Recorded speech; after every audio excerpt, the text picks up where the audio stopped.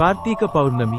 కార్తీక పౌర్ణమి అనేది హిందూ మాసం కార్తీకంలో పౌర్ణమి రోజున జరుపుకునే పవిత్రమైన రోజు.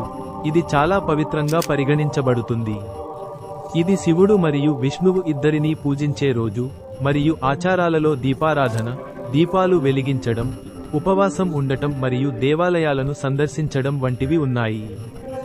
దీనిని దీపాల పండుగ అని కూడా పిలుస్తారు మరియు త్రిపురాసుర కథ మరియు మత్స్య అవతారంతో ముడిపడి ఉంది.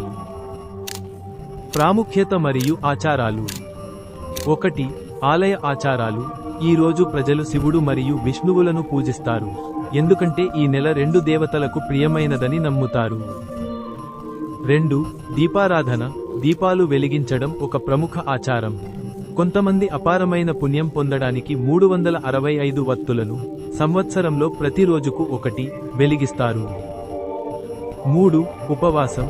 చాలా మంది భక్తులు ఈ రోజున మరియు సోమవారం మరియు ఏకాదశి వంటి నెలలోని ఇతర శుభదినాలలో ఉపవాసాలు పాటిస్తారు. 4. పవిత్ర స్నానం. ఈ నెలలో పవిత్ర నదిలో స్నానం చేయడం శుభప్రదంగా